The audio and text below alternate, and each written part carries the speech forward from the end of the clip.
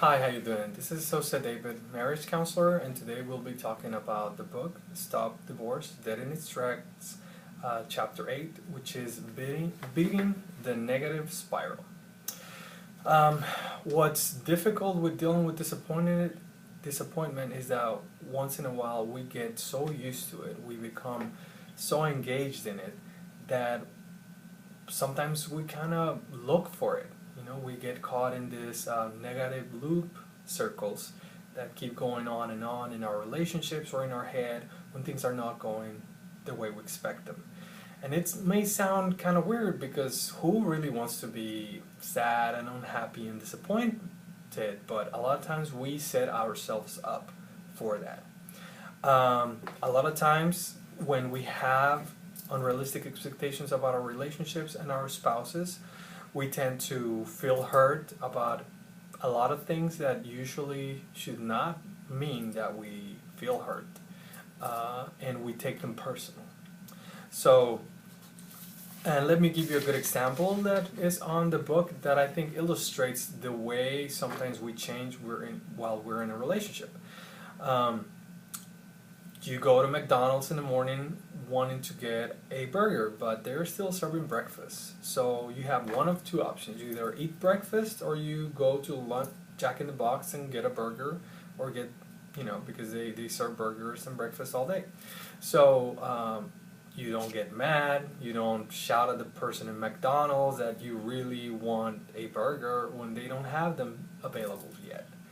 So this is to put things in perspective about what you expect in your relationship and how you can use this little example to take away some of the pressure you put on yourself and your spouse or partner when you're in a relationship, which brings a lot of negativity into the relationship and also makes a lot of arguments available and conflicts, and that's what we want to avoid.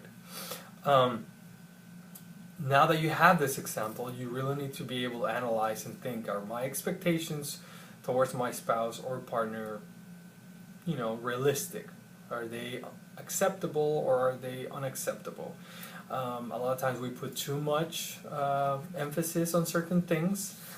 We have another example in the book about how sometimes we get into petty arguments for things that we think or feel that might be okay, but we take them with a lot of negativity.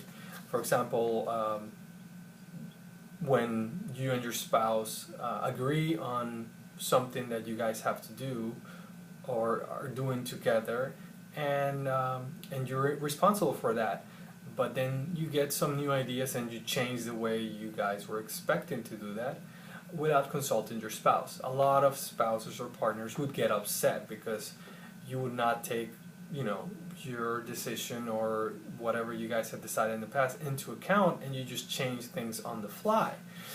But if you're able to communicate, first of all, that you got, you guys had talked about it, but then you had like new ideas come to you and you thought that they would be good for y'all, then, it would open the communication level with your spouse. But if your spouse or yourself are feeling hurt that you weren't taken into account, then realistically, is an individual taking and making decisions based on what they know, and it's not always it's towards your benefit.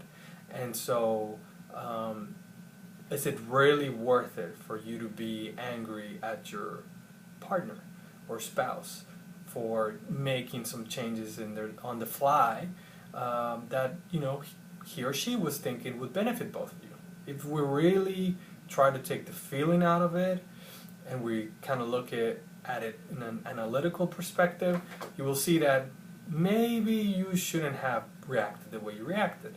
And this is just a small example in the book that might be able to help you illustrate what you have to do in your own relationship.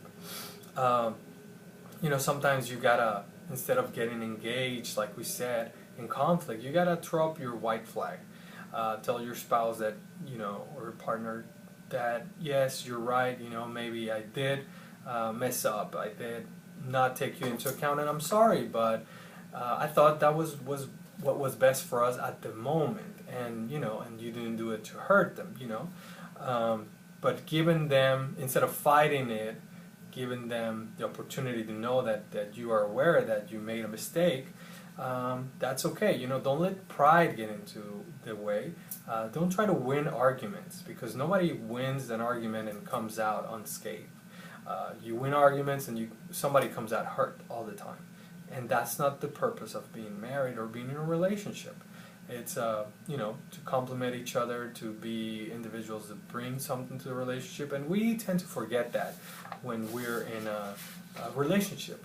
We sometimes surrender part of ourselves to the relationship. We stop being individuals, and we've been emphasizing that throughout the book, that you have to be yourself, that you have to be who you really are, and especially take this time now, if you are going through this crisis, to kind of regain who you are, part of who you surrender in the relationship, because a lot of times we become a we, or always together, instead of being also an individual and having our own interests, our own visions, and our own interests.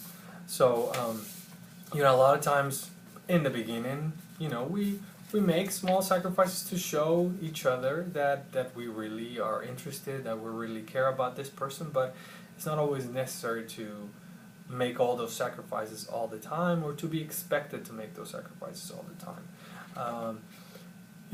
Remember that you want your partner to be proud of you, to be attracted to you, and not being yourself is what's driving them away from you, or being too needy, or not giving them a choice, or begging for affection, or having all these unrealistic expectations of who your spouse is, and that's not conducive to a good, healthy marriage.